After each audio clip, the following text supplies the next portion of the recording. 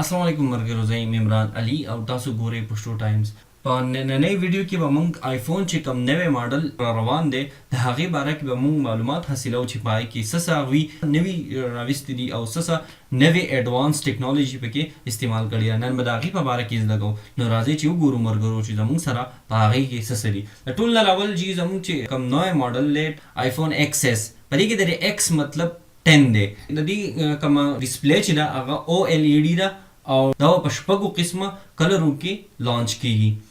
او د دې سکرین چې کوم دی نو دا د 5.8 نه به دا 6.5 پورې وي. او د دې چې کومه ډسپلی ده نو دا به د 5.8 نه والا د 6.5 پورې به د دې ډسپلی وي. ښه دې کې چې کوم سنسري دي او کوم خصوصیات دي نو هغه زاړه دي. په دې کې یو نوی فیچرز یو خصوصیت بل دی استعمال کړی دی چې کوم زموږ چې کوم آیډیاني فیسبوک، سوشل میډیا، واتساپ وغیره یا نور انسټاګرام وغیره باندې کومې آیډیانې دي هغه به موږ په دې ماډل کې 10S کې به موږ هغه په خپل فیس ریکګنیشن باندې کولاوو. ښه بله خبره د دې چې کومه کیمره ده په دې کې 2 کیمرې دي او دواړه کیمرې چې کوم دي نو هغه دواړه 12 میګا پکسلز دي.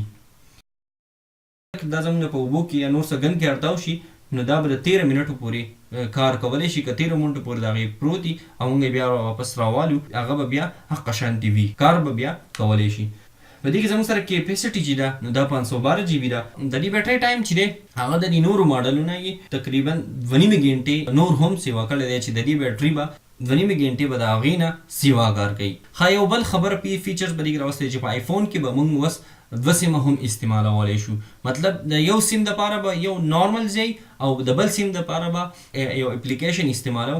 خبرې کې یو فیچرز بل دی ایموجي شاید چې نوم تاسو اورېدلی، خو په دې کې یو می ایموجي چې هغې په دې کې متعارف کړی دی. په نننۍ ویډیو کې دومره، د بلې ویډیو پورې ماله اجازت راکوئ او زموږ د یوټیوب چینل پښتو ټایم سبسکرایب کړئ. د الله په امان.